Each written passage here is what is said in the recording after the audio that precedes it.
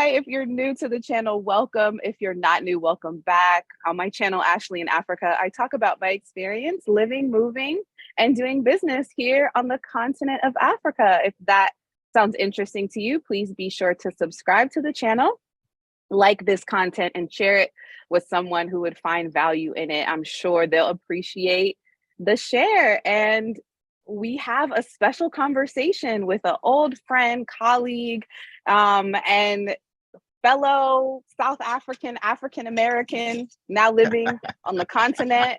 We're sharing space in the same country, not at this moment right now, but I'm here with Dr. Assad. Dr. Assad, welcome.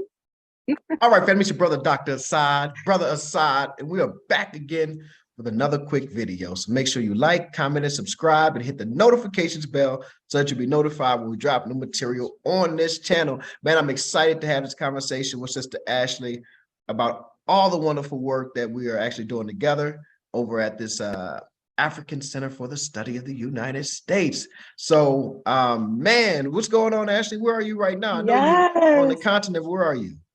I am on the continent. I'm here in the beautiful, majestical island of Zanzibar, Tanzania.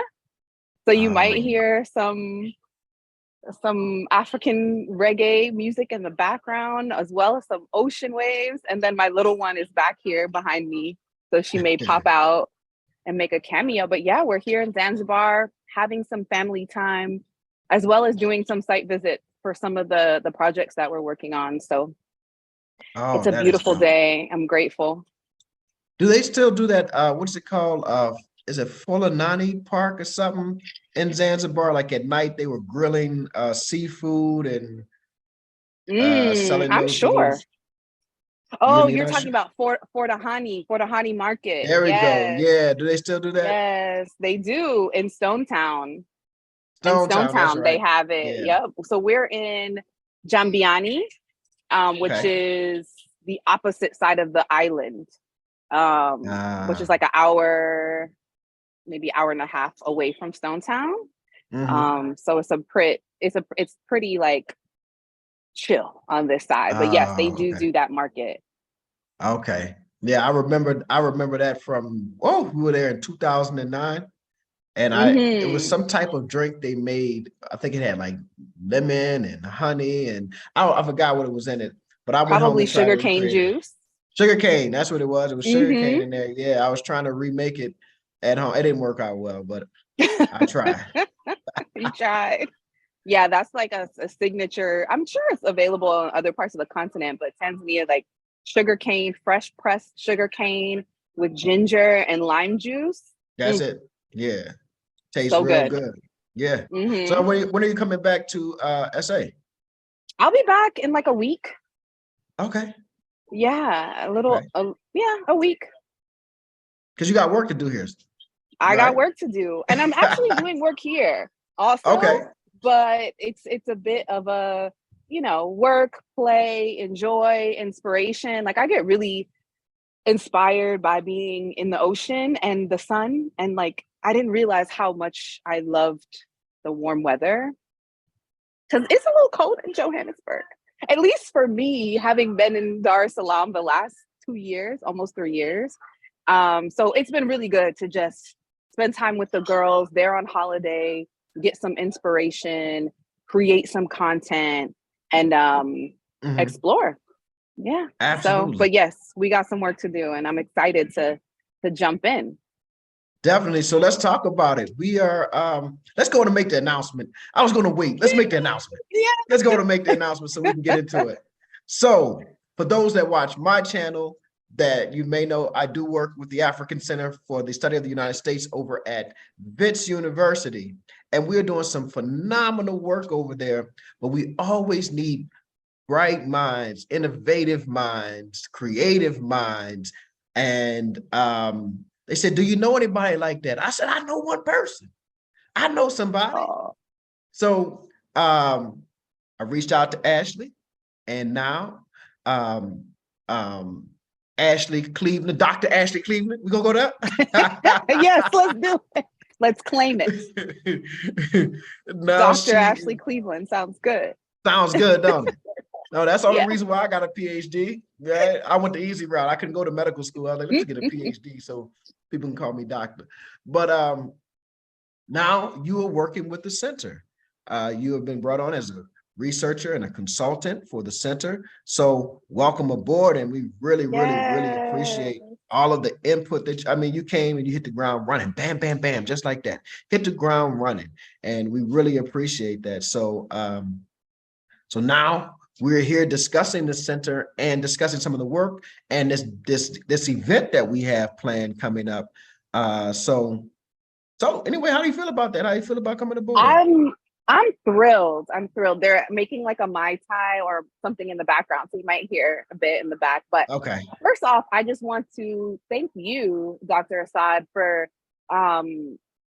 thinking of me highly enough to suggest me initially for the opportunity to share the stage with you and other impactful leaders, scholars, innovators, you know, for actually walking the walk that you talk, and really creating opportunities and giving initiative and giving access to people in the diaspora, you know, information, opportunities to explore the continent, but also opportunities to excel beyond. I mean, for me, it's like a dream fulfilled. I've always, as I kind of spoken before, like I love research and I love that I've done it for markets and for brands. And so to have an opportunity to actually do it in this new season of exploring the continent and the continent being the most powerful, the continent of Africa being the most powerful continent in the 22nd century, and having an opportunity to really create some impactful, life-changing work, I am so full, so grateful, and just humbled to be considered and to contribute value where I can. So I'm happy to know that the information and the work that I've been doing so far has been valuable, and I'm just thrilled to continue to forge impact, growth, and support, you know, our Oh man. partners and our advisors and our team at WITS and at, you know, the African Center for the Study of the United States. It's an honor. Oh man, and we are so happy to have you. And we are honored that you're willing to work with us at this little organization. You know, the little engine that could, but we actually are doing some Yeah, great work. So let's absolutely. for those who that don't know, so maybe let's give a little kind of explanation of what this center does. Or who the center is and what this center is. So the African Center for the Study of the United States is located at Wits University. It was founded about 5 years ago now. And the idea behind the center was to create the African response to the United States, right? So we know when we will hear the US's policy towards Africa and what is the US going to do with Africa or to Africa, whatever, all of these statements, as if Africa is an entity that didn't have its own brain power, its own intellectual capacity. So the center itself was designed to turn a critical eye, and not critical in the negative connotation, but critical in the academic connotation, an analytical eye towards the United States, in order to learn what we can from the United States and to understand it better, in order to understand how to access the markets, how to develop innovative cities, how to create partnerships with U.S. businesses and businesses in Africa, or U.S. businesses looking to expand into Africa, or African businesses, continental African businesses looking to expand into the United States market. So that's the main thrust, or that was the main thrust behind the program, behind the center. And now the center has some projects that it's working on that are very innovative, very great. You want to talk about some of the projects? So some of the Yeah. projects that we're working on so far that I've been able to add value and learn how we're growing and how we're innovating them is the US businesses in Africa. So I believe there are a total of 600 US businesses that are based in South Africa today. And Oh, that yeah. number is growing, and the opportunity for them to grow in revenue and impact and employment is huge. And so what we're doing is, research around those businesses, understanding their strengths, understanding some of the challenges, and presenting them with market research and feedback so that we're able to help them grow, help them to attract and retain talent, and help them to create more of the community impact that they're looking to do through community engagement, as well as provide that information and data-driven strategy for other companies that are interested in coming to the continent, specifically South Africa and some of the other, sister cities on the continent that we're working with. The next project is the U.S. Africa city. So as you mentioned a bit earlier, how we're able to learn from the major metropolitan cities in the US, how they've been able to sustain themselves as these global hubs of innovation, smart cities, tourism, policy impacts, understanding what they've done really, really well, understanding maybe some of the things that they haven't done well, and formulating a strategic plan so that cities on the continent can learn from that history, learn from that research, and develop their 5, 10, 20 years programmatic strategy to, see that type of growth that, ultimately is inevitable for these major cities on the continent. And then the last thing, but one of the most important, is the Diaspora Project.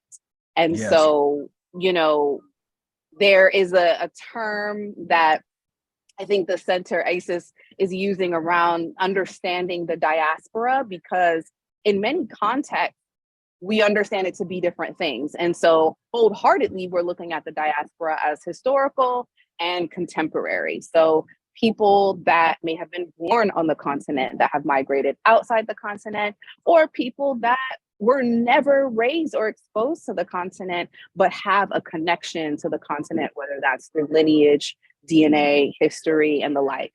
And so understanding what that looks like from an identity perspective, from, an interest in doing business, an interest in studying abroad, understanding the history, the economic impact, and how we really are interconnected just as a people, and why it's so important for us to unite, while also getting the insight that we need so that we can be successful kind of going into this next generation for our children, our children's children.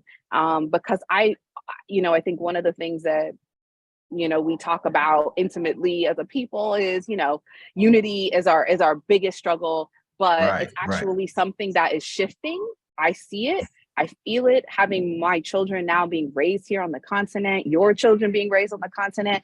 Those things, I think, we see them changing, and now we know, like, okay, we're shifting what that looks like. So setting a tone for that, having events, fundraising, and one of the biggest things I think that I'm really excited about, and I know you're excited about, is to kind of bring together some really high level, like minds, intellectual, professional, successful people that have done the work, that are really focused on the work and can add value to this. And so we're creating like a membership community where people will be able to have access to this research that we're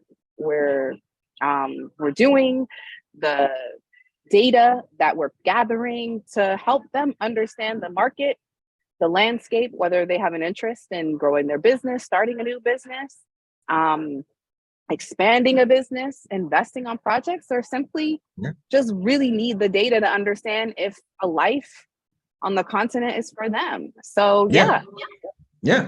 Man, I think, you hit them all, bam, bam, bam, just like that. You hit them all, bam, bam, bam. So yeah, definitely so the Diaspora Project is near and dear to my heart. And I think that work is so important because because this is the US, so African Americans in particular are a natural constituency for the continent. HBCUs are a natural constituency for the continent, right? And individuals who are looking to come to the continent, I mean, the center is giving you like city profiles. Do you want to know what it's like to live in Nairobi, I should say? Do you want to know what it's like to do business in Nairobi, to do business in Johannesburg, to do business in Lagos, right? What are the regulatory laws?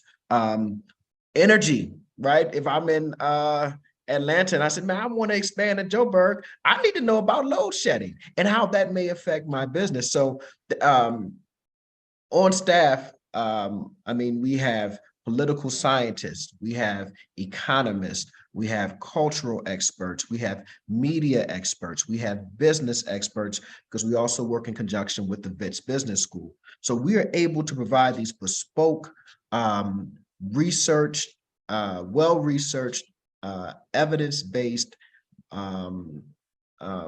reports that can help anybody in the diaspora, but as well as other U.S. businesses, other universities that are looking to, how you say it, Ashley, to live, work, and do business on the continent, right? Yes, yes. Right, and we are expanding continent-wide.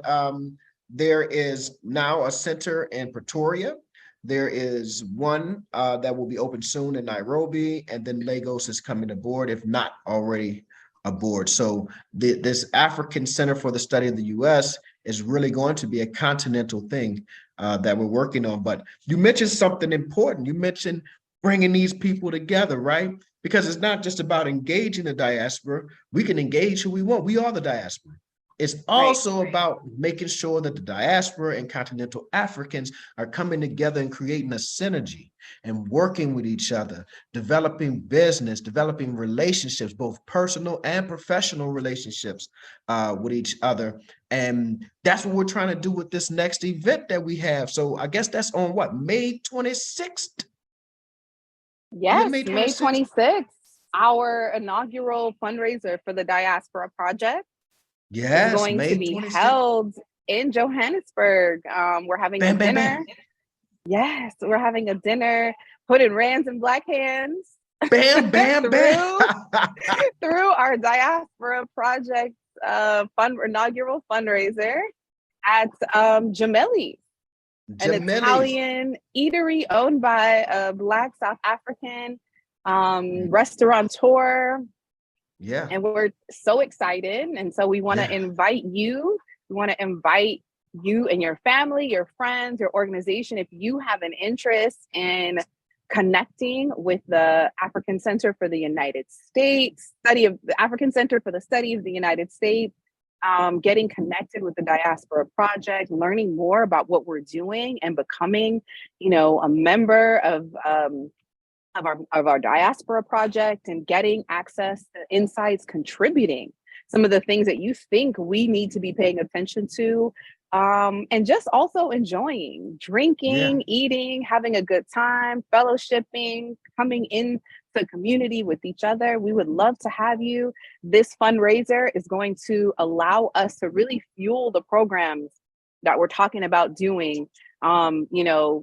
It takes money, right? It takes money to be able to do these research projects, to be able to position our case studies and our research with strong backed research, time, data-driven strategy. It takes technology to be able to pull this data from different parts of the web so that we can provide really what is actually happening on the ground and giving very full, complete synopsises of the information that you want to know. So we want to have you come out. It's going to be 2,000 rand per plate, full amazing food, including appetizer, main course, dessert, and a drink. Special partners. Oh, and a drink. Yeah, we worked that out. Special partners. Yes. We worked that out. So that's exciting. But yes, we'd love to have you. That's right. We're going to laugh loud, talk loud, eat, drink, and be merry. So come out May 26th. That's going to be the I do my little meetups here in Johannesburg. So that's going to be the version of the meetup for the month of May. And no, we're really excited about it. Again, we're doing phenomenal work, and everyone knows that, that the real fuel of any engine is rands or dollars, and not necessarily oil or gasoline. So we really appreciate you guys' support. Come out May 26th, Jamili's. What time is it? 6 o'clock, right? Or 1800 hours is how they say it? Yes, 6 Yeah, p.m. 1800, 6 p.m. That's on a 1800. Friday, the day after, I think it's the day after World Africa Day. Y'all know I done made that up. I done forgot the name of the holiday. Because, in America, we celebrate 4th of July and Juneteenth. But yeah, so come out on May 26th and support, man. And this and you get to hang with Ashley, get to hang with Assad and some very cool people. And we may have some special guests. And we're just gonna commune with each other. We have a whole section of the restaurant for ourselves. Shout out to the brother Alex who owns Jamili's, man, because he's really great. He's been supportive. He supported me in my first meetup, and now with this, he was just like, man, sure, anything you need, Doc. So and if you guys cannot make it out to Jamili's and you still want to support, or if you say, man, I ain't got no 2,000 Rand, and but I got 50 Rand, I'm gonna leave a link in the description of this video, and I think Ashley will have one in her video that'll show you where you can donate, as well as have all of the information for the event on the 26th. But so Ash, what are like the next steps that we're doing as it relates to the center and the work? I know we have our market research and case studies, and I know coming up in October we have the U.S. Business in Africa Awards, the second year. And for those that don't know, man, that first year it was really amazing. We had, oh man, probably 200 people at the I think it was the Hilton, I call it, downtown Santon. Yeah, great event. And then they had a conference the next day, and they were playing golf, all that rich business people stuff. I don't play golf. I'm still out there throwing the football.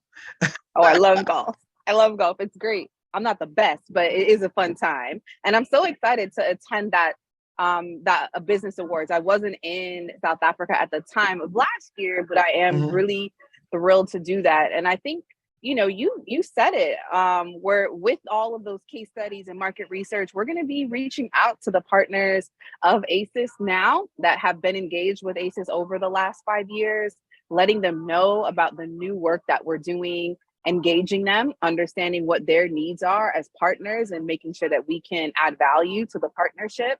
And then, putting a call to action to other SMEs that are based in South Africa, that are all around the continent, that could see value in some of the content, the research, and the information that we're going to be sharing to get you engaged with us. So our contact information is going to be in the links below. So if the information that we're sharing sounds interesting to you, your business could really need it, or there are maybe some things that we haven't mentioned that you're looking to understand about the climate of business being done in South Africa, in some of the other countries that we're working in. I think you mentioned Nigeria as well as Kenya, where some of the other centers are establishing themselves and have been established over the last year and growing. I'm hoping that Tanzania is next because there's so much we on our rich way. opportunity. Yes. So if these countries, and I know for a lot of people that follow my channel, Tanzania, Kenya, and South Africa are like top of mind. If you are a small business and you have an interest in understanding some of the insights that are present in these markets, reach out to us, let us know. We'd love to have you as a part of the center. Support the work by donating to the link below. And yeah, look for more updates. I think we'll be coming on and sharing updates in real time, right? So this is essentially kind of still a startup in its 5th year, but we're still kind of the engine. We're getting things going. And so in that kind of startup space, you know, we've got a lot of things to learn, but a lot of things to contribute. And I think we're going to be doing that in real time with our community. So Yeah, I'm excited definitely. about that. Definitely. You know, you mentioned something that made me think. I was speaking with a student at the university, and she said, well, why do we need to study the US? Right. And then I thought, if I was speaking with an HBCU student or any college student, they would, why would we want to know anything about what's going on in Africa? Here's the basic reason. If you're into business, here's the two reasons why you need to study the US if you're on the continent, or if you're in the United States, why you need to study the continent or be connected with the continent. The United States right now is the largest market in the world. If you want to sell your products and you want to make some money doing it, you need to sell it in the US. This is bottom line.